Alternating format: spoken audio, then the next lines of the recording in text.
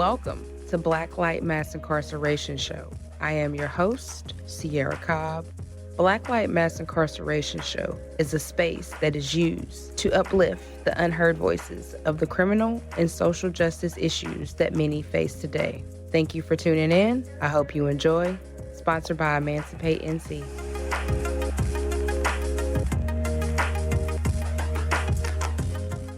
Okay. But yeah, I want we had your husband on last week. This week. And so I wanted you to tell your side of the story and, how has his incarceration and wrongful conviction affected you? And, we can just talk. Yeah. Okay. Well, thank you, Sierra, for allowing us to give our side of the story too, and for having Tim on. He appreciated it, and I certainly did. Our story began back in 2014, and how we came to meet, because it's a very strange story, but I was watching a documentary, and it was about guys in prison who had been serving very long sentences. And one of the men in particular was saying how after all of those years, he had lost friends along the way, and he was basically only talking with his mother. And he said, when she's gone, I won't have anyone. I won't have any connection to the outside world. And that really struck me, and it left me feeling very sad. And I thought, how horrible, must that be, to be locked away and to feel like you've got nobody. And I just thought it's terrible. Mm-hmm. And they put up at the end of the show, they put up this address for a website. It was for like pen pals. Mm-hmm. And so I thought, well, I'm gonna write to somebody. I'm gonna find somebody who's in a situation like that, and see if I can just make a difference, So, and I remember, as a young girl, my nan used to say to me, she used to say, Dan, if there's only one thing in this world you can do, just try and help someone. And so that kind of kept playing through my mind a bit. So that's how it started. Because they lose a lot of friends. I had a friend of mine that's incarcerated, and he sent me a message the other day and said his friend was shipped off, and he said he didn't sleep well. And so when you're incarcerated, it's hard to maintain relationships because people are constantly being shipped. And so that relationship is broken. And I know my husband mentioned that he doesn't get close to people because you never know when they're going to ship or you're going to ship. So it creates like a social, I guess, disconnection, because that means you don't really want to talk to anybody because you're afraid to get close to them to lose them. Yes. And I mean, how sad is that? Very sad. I mean, like, I just know for myself, like at work, like it's really important to have like my little group of friends and to have that social contact. And well, even when you start in a new job and you don't know anybody and you feel so isolated, I can't imagine what it must feel like for people locked up who don't have that. It'd be terrible. It is so terrible. And sometimes, everybody dies off, so they have nobody to talk to. Oh, and when you hear these stories about, oh my gosh, these people who, they say, oh, I've lost this relative and this relative, and to not even be able to go to a funeral. I know. Or if they're sick, you can't see the person, you can't. Oh, I just think it's terrible. It is. I think it's awful. So that's basically how our story started anyway. Yeah, and I remember, oh my gosh, I remember going through the whole list from A to Z. And it took me weeks going through the profiles, like some profiles straight off the bat, you're like, I mean, people are honest and they say what they want. What attracted me to Tim's was it was just like bare bones. It was just, he said that he didn't say I've been wrongfully convicted. He said I was sentenced to 63 years with no parole, convicted of murder. I'm a US Marine veteran. And straight away for me, because I'd been in the Navy. So that kind of resonated. I thought, okay, Yeah. I thought that's kind of, we got that shared interest. And I must admit, I wrote the letter, and I guess I really didn't expect to get a letter in return. I don't know. It was just like Yeah, I know. throwing your fishing rod out there, huh? Yes, it was just really odd. And then when I got it, it was like a 6-page letter. And at first I thought, oh, shoot. I thought, he told me he had a large family and this and that. And he sounded like a really upbeat kind of guy. And I thought to myself at first, I thought, oh, well, I was kind of hoping to help someone who didn't have anyone, and he kind of didn't fall into that category. But I wrote back, and then it kind of just snowballed from there. And it just kind of grew. So yeah, that very different. Very different to how what I never in a million years would have thought that I would be writing to somebody from another country across the other side of the ocean who's incarcerated. Never thought that would ever happen. Yeah. Yeah. But you just never know what's around the corner, do you? You don't. But I mean, I think that's important because I always encourage people to reach out to people that's incarcerated. Just look somebody up and reach out to them because Yes. they need that support. And you never know with, just you communicating with them, what it could do for them. You know what I mean? And so it's important. Absolutely.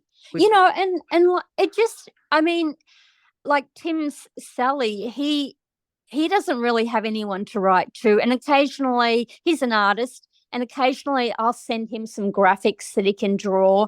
And you kind of get the impression that he really looks forward to getting, a JPEG. And it really just, the simple act of writing a letter or sending a JPEG means the world to someone. Something so simple. Simple. Easy. Yeah. Easy. It takes you, and it doesn't matter if you just write a few paragraphs.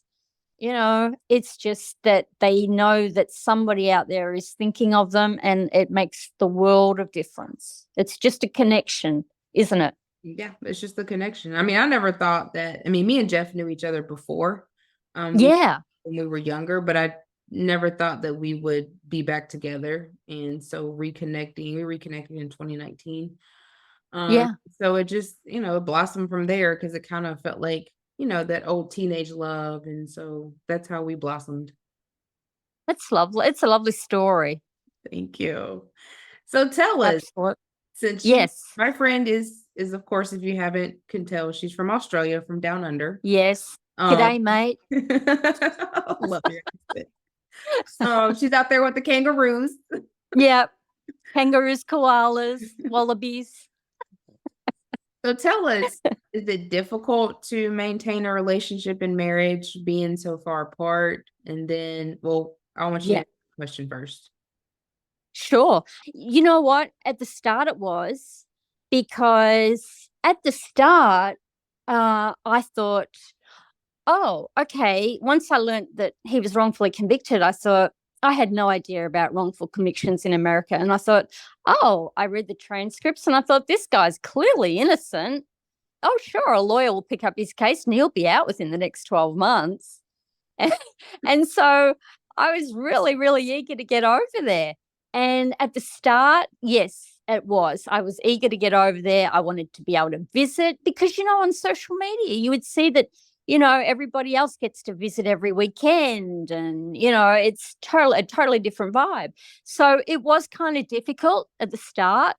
But as the years have progressed, and what we're in our 9th year now, I kind of got used to it. And Tim's like, he rings up whenever he can. We send lots of JPEGs. At the start, we used to write lots of letters, and I used to send lots of cards. So, yeah, it got easier as the years went on. But yeah, every now and then you think, oh, well, gee, like I really would love a visit. It was hard after I went and visited. I didn't want to, I didn't want to come back home. I wanted to just stay over there. But you get a shot of reality again, and you touch down back to earth, and life goes on, But eventually I want to get over there. So hopefully, fingers crossed. So how do you Yeah. control the emotions? Like, because I know, sometimes you just get this wave of just missing them, and sometimes you just Yeah, cry a little bit, and, waddling you your. do. Yeah. Yeah, look, I think I had to change my mindset. I had to just like, at the start, yes, absolutely. And when they go on lockdown and you don't hear from them for a week, 2 weeks, 3 weeks, whatever, and that was terribly difficult at the start. But I realized I had to change that whole mindset, and I had to do a reset. And I think I just talked myself down from that, being missing him and thinking, oh my gosh, I wish I could be there. And I just said to myself, look, I'm the one responsible for the decisions I made. I chose to enter into this relationship knowing full well that he had a 63-year sentence with no parole. And, I just got to live with it. And I've got to look at it from the positive side, that we're very lucky we get phone calls. I mean, considering, I'm in Australia, and I'm very lucky I'm getting phone calls, as many as I do. And we've got JPay. So, I think that's how I look at it. It's just a change of mindset. It is. And I think that's a lot. I'm glad you gave that information, because I think a lot of women try to figure out how they can handle it, especially when they have a lot of time. How Mm, they handle that mentally, having those overwhelming emotions of missing him and wishing he could be home, and just having to yeah. go through all that. So I know I get it a lot, but do you get Yeah. people being like, well, why are you with him? He's got all that time. And do you think you can do that time and watch your Yes. time? And you know what I mean? Like, do you get that? Yes. Oh yeah. Like, yeah, people look at you like you've got, like, two heads. And what's wrong with you? I know when I did a thing for 60 minutes, and I remember the producer from the show saying to me, whatever you do, don't look at the comments. Don't look at the viewers' comments. And you know what? It's like putting candy in, putting a chocolate bar in front of me and saying, just sit there and don't touch it. It's like, you got to touch it. You got So I, I had a look at the comments, and oh boy, people are vicious. yeah. People are really vicious. And what never ceases to amaze me is the fact that people talk about you as though they really know you and know your situation. And I think that was a very interesting lesson too, because, people can say the most hateful things, but, like, it's just like water off a duck's back, because I just think, well, you don't know me, you don't know my situation. I'm doing this because I want to do it, and I'm in my lane, you stay in your lane. But yeah, I had a lot of people from work too at the start. They were, you know, they were just, they couldn't believe it when they found out that because I kept it pretty quiet and I didn't really say anything. And then when the time came that I was going over to America, I told my closest friends, and they were like, what on earth are you doing? Like, you're ruining your life. You're missing the chance of getting married, and having that happily ever after. You're missing out on the opportunity to have any children, Mm-hmm. you know.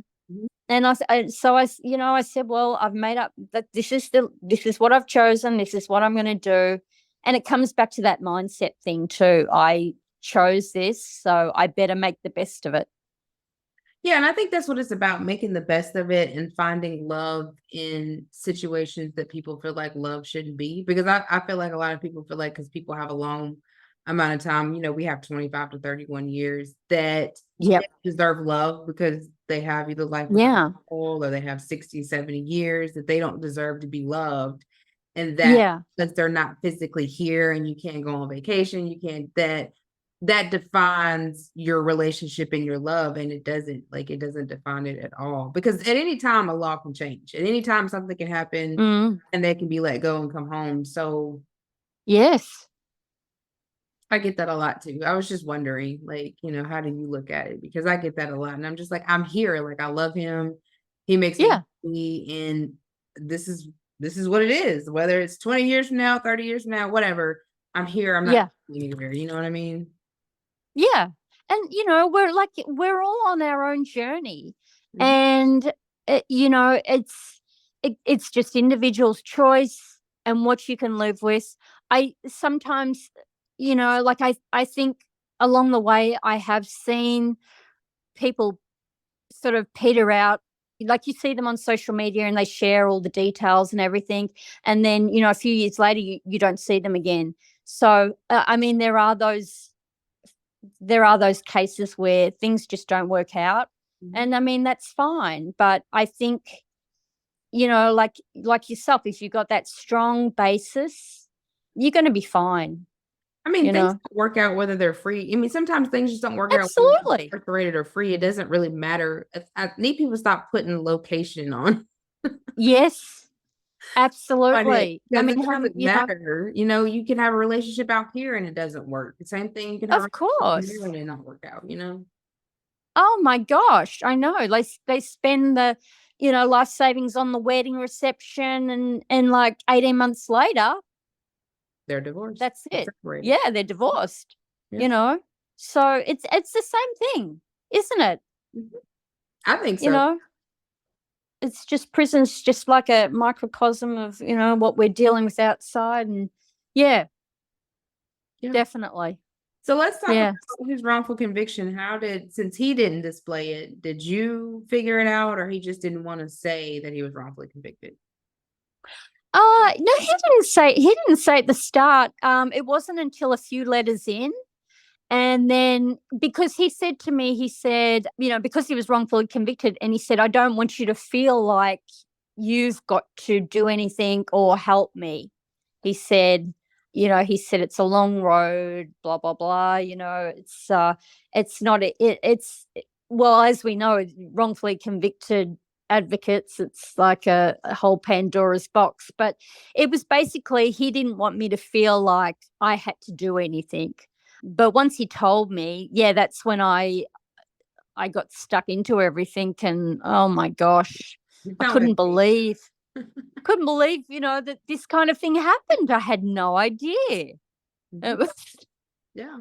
uh, yeah, I mean, it was the same thing with me. So let's talk about the challenges, because I know that it is a lot of challenges when people are saying they're wrongfully convicted. It's hard to get the necessary help. You yeah, have people who will look at the evidence and be like, oh, well, I don't really know if, like I reached out to one person. He's like, well, I don't, I don't, I wish, well, this is what he said. Let me stop yeah, there and speak. He said yeah, that he don't know if talking to the co-defendants would make a difference, which no, it won't. You need to talk to the victim, because the victim was the one that really placed him in the house. yeah. When he wasn't in the house, when all the witnesses that were outside said, that Jeff was outside. And then he was like, well, I need to see, their transcripts. And I'm like, okay, well, I sent that to him today. And then Mm, he was like, well, he said, I wish he wasn't there. It would be more easier to prove he wasn't there. And I'm like, well, duh. mm. Of course we wish he wasn't there. Yes, But I mean, he was yes, there, so it was wrong place at the wrong time, but he wasn't in yeah, that Pacific house when that went down. He was outside in the car.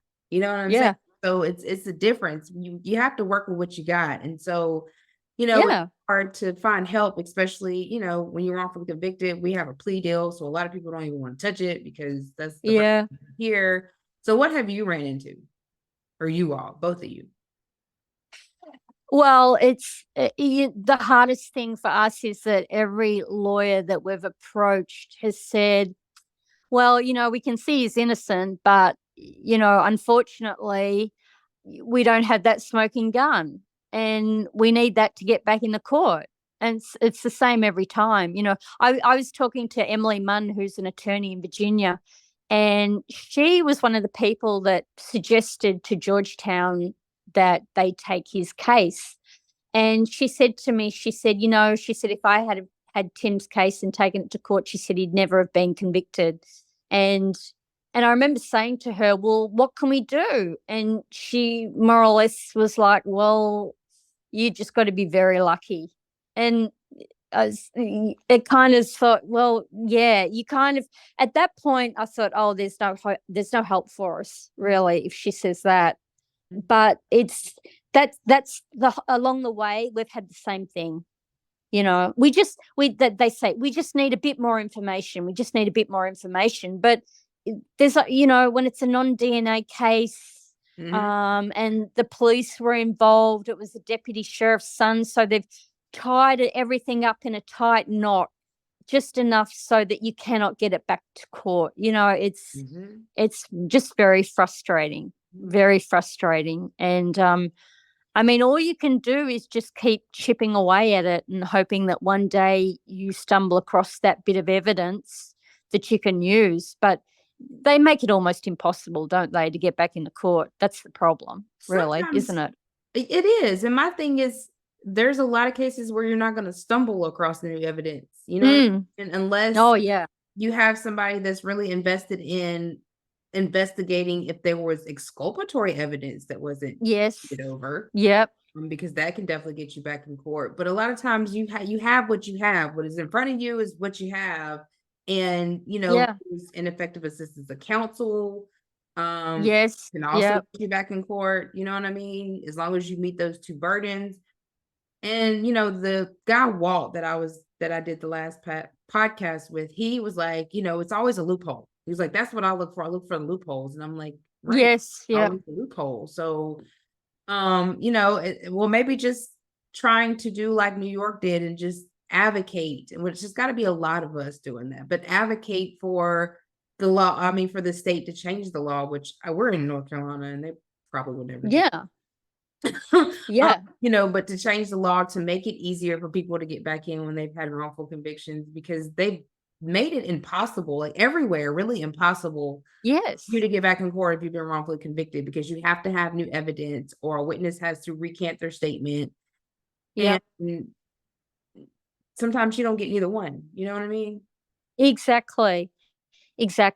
I mean, yeah, I know it's just very hard.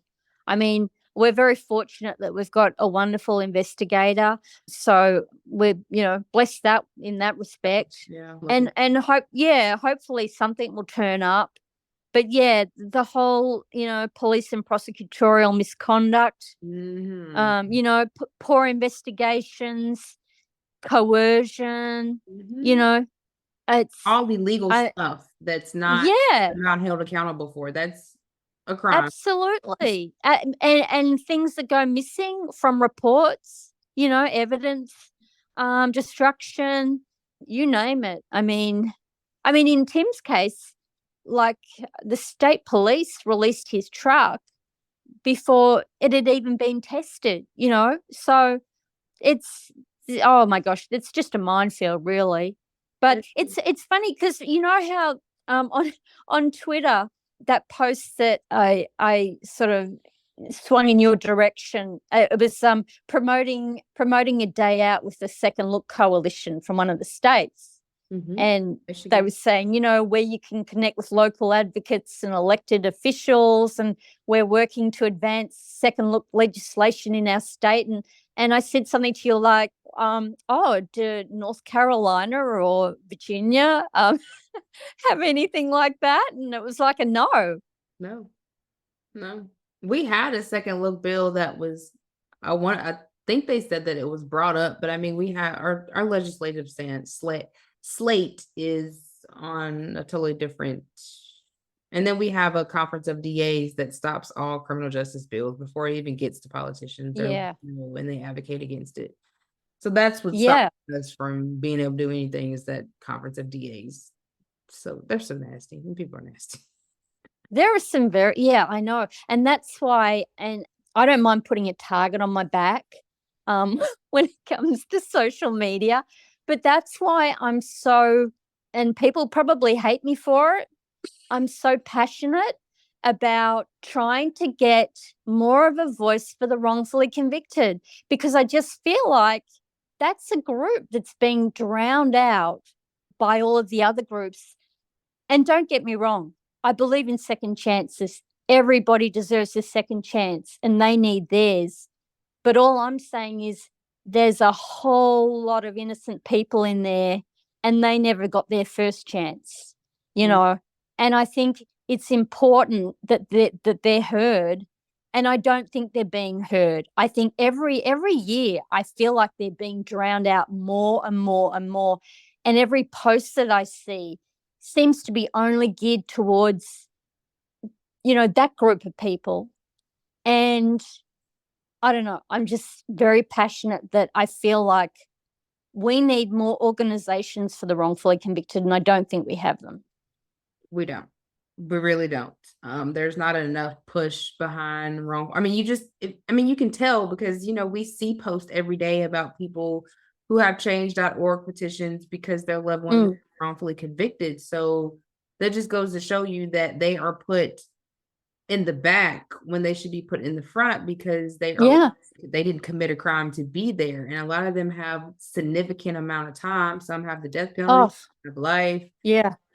Tim has 65, mine has 25 to 31. Yep. So it's, you know what I'm saying? And so you're losing your life for something that you didn't do, and and you're professing because you didn't do it. And then it's like it goes unheard. There's really no help out there. No. I mean, I don't know. I don't get it. I don't.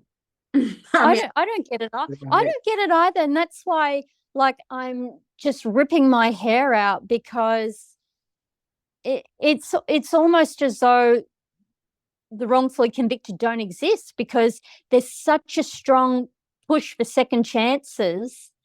That's all people focus on. And I don't understand why people are not getting behind the innocent guys in prison. I can write all of these different tweets, and even people who claim to be about the wrongfully convicted, they will completely bypass anything I do because they don't want to ruffle any feathers. They want to be kind of like one foot either side of the fence. And I feel like you can't. I feel like you cannot do that because you're not becoming strong enough. You're not building up a strong enough voice. I think you've got to be either one or the other. You know what I mean? And I don't know. Sometimes I feel like it's a losing battle.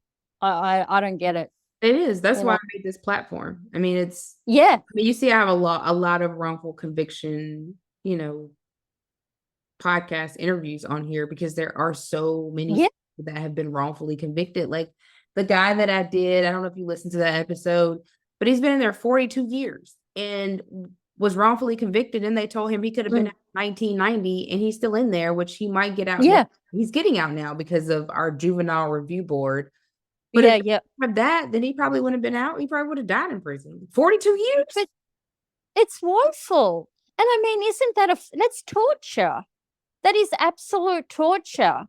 And this is the thing, like people will talk, the people say, oh, it's, it's terrible for, these second chances and blah, blah, blah. And you think, yeah, but it's torture for the people who actually didn't do anything. Right. Right. And I know I offend a lot of people saying that, but it's the truth. I cannot imagine how I would feel if I was stuck in prison for something I didn't do and I was having to endure everything that they do. I don't know how I could possibly get through that. I don't either. I think about my husband all the time. Like, how do you get through that treatment and being labeled and looked at when you didn't do anything? Like he wasn't in the house. Like the evidence is clear, you were never in. So I'm not understanding why it's so hard to get help when you see the clear evidence. But I guess it's just the way that the United States have made their laws when it comes to, because they don't want people to get out. I mean, they make a lot of money. No, oh no. Operated. It's $1 billion. Yeah.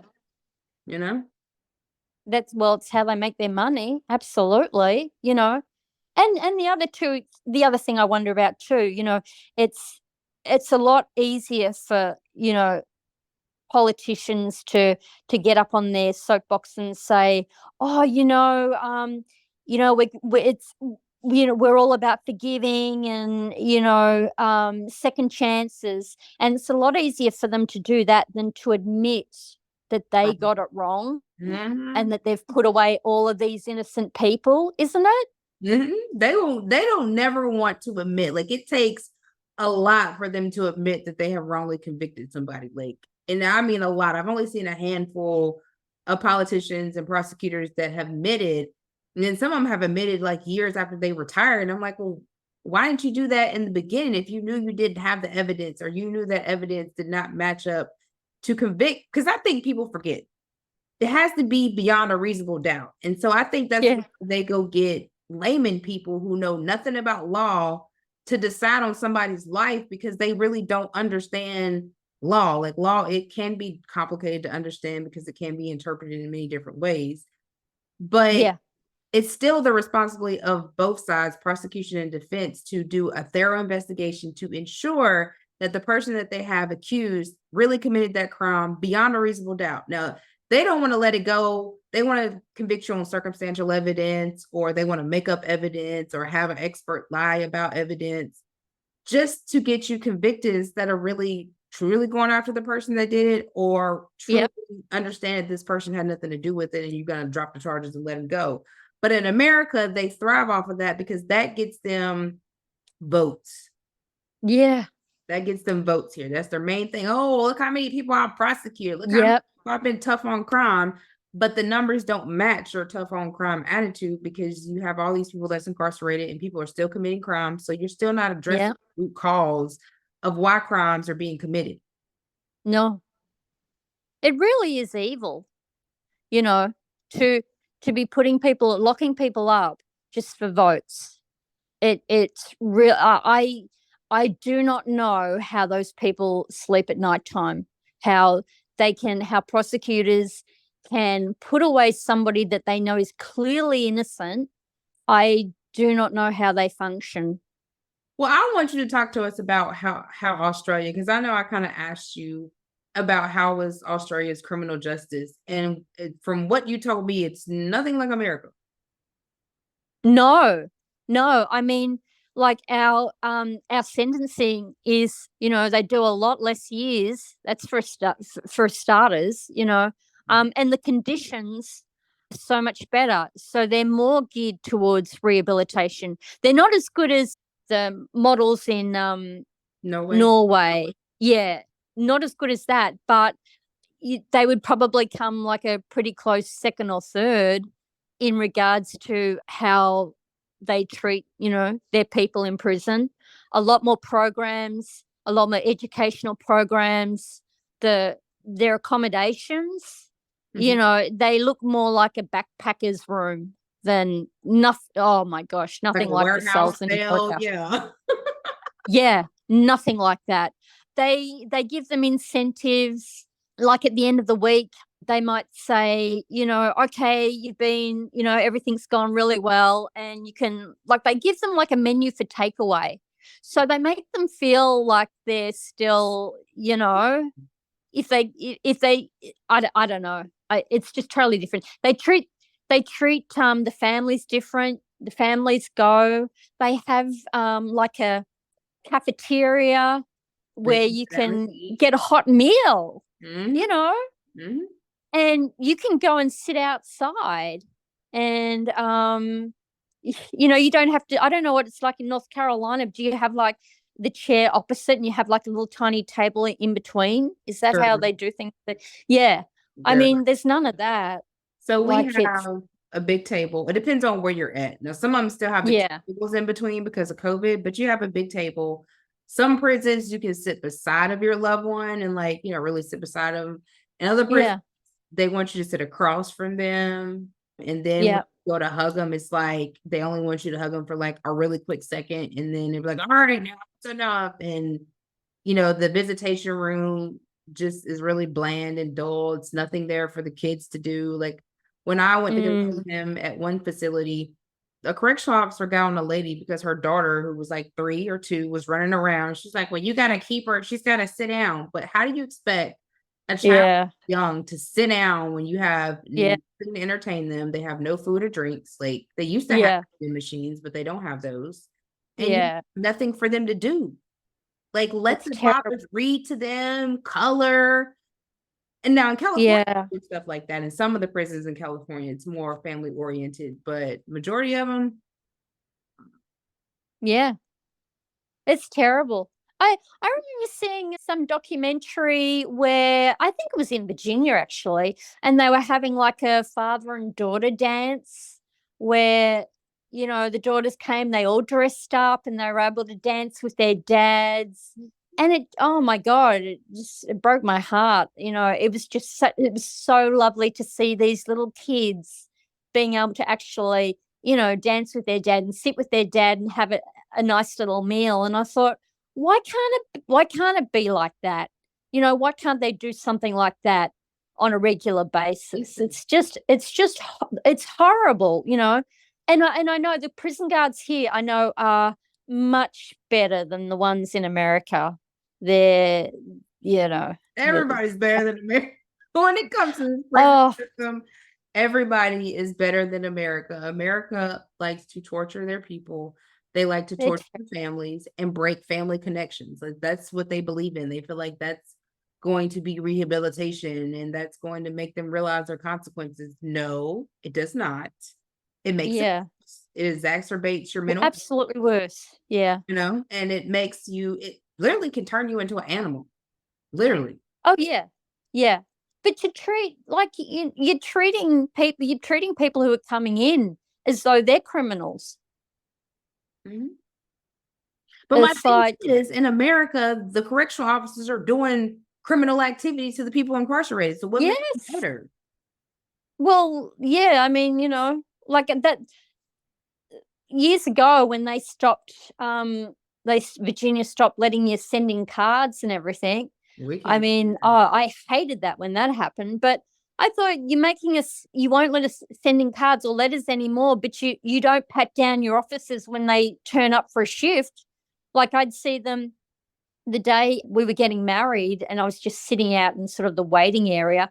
And I saw all of these officers walk in to go to their shift, and not one of them were searched or patted down or anything. And I thought they could have had drugs strapped to the inside of their legs or God knows what. Could have just walked straight in, you know, Mhm. no one would have been any the wiser. So it's just, it's ridiculous. Yeah, because over here they want to blame the families. Like the families are always the ones bringing in contraband or sending contraband when a lot of contraband is thrown over the fence and they Yeah. allow them to pick it up, or you have them smuggling them in. Like I've heard a story where the officer got caught bringing in smartwatches, and all they did was made them turn around and go take them back to the vehicle. Now, if that would have been somebody incarcerated with a cell Yeah. phone or a watch, they would have put them in the hole and Oh, get yeah. extra time. Yeah. Yeah. They don't sack them. They just sort of like ask them to leave, and then they end up getting a job, in the county over sort of thing. Yeah. Mhm. And doing the same thing. And then us family members have to suffer because we can't. We are digital mail too. I knew y'all were, Yeah. and we were still on regular mail, but they just switched us to digital mail. Maybe I think it's going on 2 years now, and that's been a disaster. It's been a Yeah. disaster. It's not good at all. And they were like, "Oh well, correctional officers were dying from fentanyl," and we got statistics, and that was a lie. They were Yeah. Yeah. Oh, have they're to not they're not ones they're not ones for being honest, are they? no. They're never honest. It's always It's the it's not incarcerated their fault. Yeah, it's not their strong point. I hate the corruption in there. I hate what they do to people, and it's just horrible. It really is. It's and like getting back to sentences. Like, there's the science there about 10 years. 10 years is basically the limit. You're not going to do anything after 10 years. So why keep, well, we know why they keep people, but, Here. you lock people up for their entire life for what? Just so that you can be vindictive. It's all about being vindictive and and making money, like that really making money. And I mean, so we have Correction Enterprise, and you can go to their website. I think I sent it to you, where they literally make everything. Yes. You know what I'm saying? So that's free labor, and they're making millions of dollars off of that free labor. So that's why they keep continuously to incarcerate. Now you got babies in there, you got middle-aged, young, you got elders. So you have whole communities in prison now because you want to make $1 for free, or you want to, what I mean? It's just disgusting. Yeah. Oh, yeah. Yeah.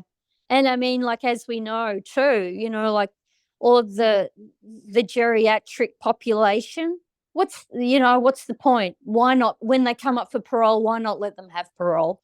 It's just costing the taxpayer dollars, isn't it? So I don't understand how people can just sort of, well, I know people just, if it doesn't affect them, it doesn't affect them, and they don't care. Exactly. And I think that especially over here in America, I think we've been so blindfolded with thinking, oh, well, these politicians are doing what they're supposed to with our money, when they're not. Like, they are taking our money and they're using it in areas that is not benefiting the community. And now you have broken communities. And so we have to start getting behind these people to see what they're doing with our money, because this is the money that we work for. And yes. And so they are taking that and putting it into incarceration while we are struggling and our loved ones are being wrongfully convicted and can't get help. Yeah, exactly. We have to people have just got to get behind it, haven't they? Especially here, in America, because, we I don't know, it's like our economy booms off of bodies instead of having thriving members in your community to make your state and United States boom and thrive. You want to make it off of torturing people and having them warehoused. I don't see the logic. No, I don't know what the answer is. It's Well, you just said the over corruption. there, y'all are not into politics. Like, politics doesn't run the world like it does over here. No, that's actually one of the things that I found quite jarring, was how people are so divided. Like, I can go to work and we can have a conversation about our different views, and we'll all be voting for a different party, but we can actually laugh about it, and nobody gets upset or irate. But over there, like, when I look at it on, I know Twitter's one of these extreme type social mediums, but people really get worked up and angry, and you can see the smoke coming out of the tops of their heads when they post things. The hate, and it's like, real. My gosh, like, it's, like, they take it so personally, and this whole Democrats and Republicans, and you think, man, just take a chill pill. Like, it's, they really get invested in the whole, well, I don't want to talk to you if you vote for this party, or I'm just like, oh my God. Like, it has gotten serious over here, especially in the last few years, between Democrats and Republicans. Like, it feels like a true gang over here with the Democrats and the Republicans, how people are so divided over a color and an ideology that is wrong. Like, they're wrong on both sides. It should be about bringing everybody together and making sure that your communities are whole, healthy, and healing. Not about power and greed. Here is all about power and greed and who has the most money. Being elite. And so that's why I'm so divided. But so many people want to come over here like it's a great country. No, it's not, y'all. I'm sorry. It's not what you think it is. Showing now. Like, we've been able to hide it for so many years, but now the mask has been pulled back and people see how America really is. Yeah. And, and that's the other thing too, like, people get so invested in it and so angry, and you think, they forget to realize that all politicians are corrupt, and it's like, oh, I don't know. Yeah, it's a real eye opener for me, I must admit it. And like, I don't know. I don't know what I'd do when I get there. I just I'll just make sure I'm not sitting. If anyone wants to discuss politics, I'll just say I'm sorry. I'm not into politics. I'm not getting involved. I'll keep my opinions to myself. Thanks. Yeah, I mean, because it gets serious over here. So, do y'all have corruption in government? Well, I'm sure everybody does, but Oh it's yeah. not as bad Oh as yeah. over here. No, yeah, probably, yeah. But I mean, they've all got their own agendas, and you just basically have to, go with what you feel is, like what you feel inclined to believe in at the time, their policies at the time. And you just, vote because here you have to vote. It's compulsory. You have to vote. So, if you don't vote, So what happens? you get fined. Yeah. I'm not sure what the fine is now. I know 10 years ago, I think it was like $250 or something. So it's probably gone up with inflation, no doubt. But yeah, you got to vote. I don't know. It's very different. Things are a lot more relaxed here. So, are you gonna miss that when you come over here? I think I will. I used to be so keyed up and think, oh my God, I can't wait to get there. And it's so wonderful. And, it was such a new experience. But then the older I get, I realize that the differences between us culturally are huge. But I mean, it's just something that, I mean, I want to move. I want to go over there. I want to be closer to Tim. Yeah. So, I mean, there are trade-offs and I'm willing to do that. So, and like, you and I, we're only going to be an hour away from one another. Yeah. So that's, we'll be going to the football together. Yeah. So then we'll have to build up our wrongful conviction coalition. We will. Oh my gosh. That'll be one of the first things we do. Definitely. Yeah. That's if I haven't been banned off Twitter for offending too many people. I don't know. Listen, everybody's got their right to their own opinion. Everybody can agree to disagree, or they can keep scrolling. You know what I mean? Because I'm at the point now where I don't think it really matters because I really don't have many supporters anyway. So I kind of feel like I've got free reign to just like say what you want. Say what I want to say. It's true though. I mean, what I want to. Yeah, it's true. Yeah, there's just not enough. Help for wrongful convictions. Like they should be first. And but they're not. They're put in the back or in the middle, or just not even recognized. Really. But I don't understand why we don't have the organizations, why we don't have the number of organizations that, other groups have. I don't get that. I mean, I would think that would be pretty important. But like I said, I can always count on you to back me up with the tweet or whatever. You know what I mean? Sure. But a lot of the people that are out there advocating for wrongful convictions, if I quote one of their tweets and say something or add something to it, they run 1,000 miles. They don't want to converse with me or anything. And I feel like a lot of people are just doing lip service. Don't you feel that? Yeah, a lot of people are. A lot of people are just doing it because it's a trend, not because they're really trying to advocate for those who are wrongfully convicted or just to get attention. I mean, yeah. Unless you're in that situation and you have to deal with it, nobody really understands that side of it unless you actually have, experienced a wrongful conviction. Yeah. Yeah, exactly. Yeah, I know it's a bit of a minefield, really. I never thought either. That's another thing, because you always, especially in a wrongful conviction, you really need an attorney, and it's just, I don't know. I just don't feel like it's enough fierce ones, and I could be wrong, but I don't feel like it's enough fierce. I think you're right. Who really want to dig into it. Like, imagine if you take a bunch of attorneys who are really smart and put them together, they could probably get millions of people out. Oh yeah. Yeah. I mean, you need lots of passionate, like Justin Brooks. I mean, he was so good for California, wasn't he? Yeah. He was always out there, out front. I don't see any other Justin Brooks floating around really, for the other Another states. guy that works for Northwestern, I think I might send you his name, or if not, I have to send it to you. He is basically a fierce lawyer advocate who does whatever to try to get people out. You did, yeah. Yeah, Yeah. he's another fierce. Yeah. Not too many of those though.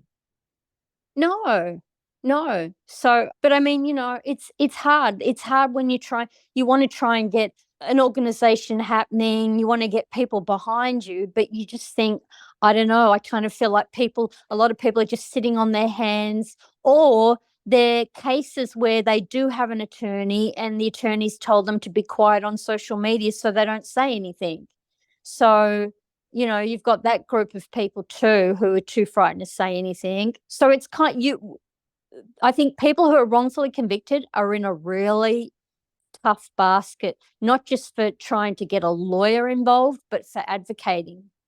Mhm. I think it's very difficult. It's very easy for someone who's advocating for someone for a second chance to say, oh, well, he's done all of these educational courses and he's done this and that. And you think, well, yeah, but a lot of those courses are mandated so that you can get parole. Right. But my point is that, I mean, it's great that they've done them, but my point is it's so easy to build those people up and make this really nice little slick media package. But like we kind of can't do that with wrongfully convicted people because we don't have an audience there that's like, well, tell me about them and we want to know and we want to get behind them. I don't feel we have that audience that the reform groups have. I think that's something that's got to be built. It does. You It know? really does. And it has to be built with, people who have actually been wrongfully convicted. And I Yeah. often urge people incarcerated to learn the law because, you've been wrongfully convicted and you can help your fellow peer get out because, it takes that experience, like to actually go through it. Yes. If you want to really learn the law to see how for one, you're wrongfully convicted. And then two, to get yourself up out of that because trying to wait on help is Oh, a long journey. yeah. A That's why very I see people that are, abs- been in there for 40 years before somebody helps them. And I'm like, 40 oh, years? oh, I know.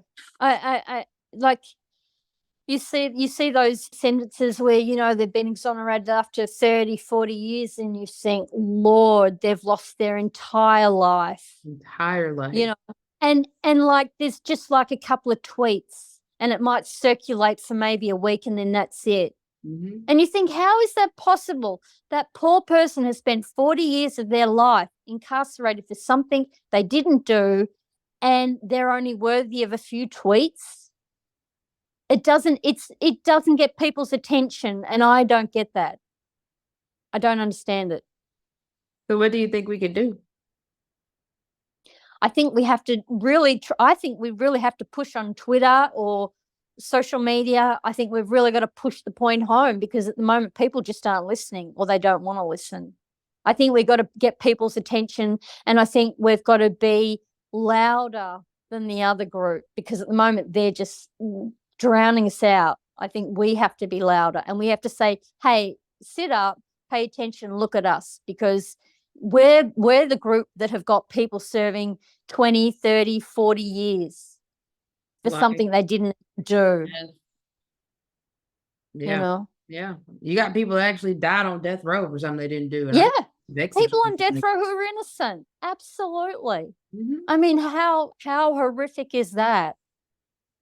I couldn't imagine, like dying, being executed in that type of environment for something I did not do. It's horrid. Absolutely horrid. Yeah, it is. I So agree.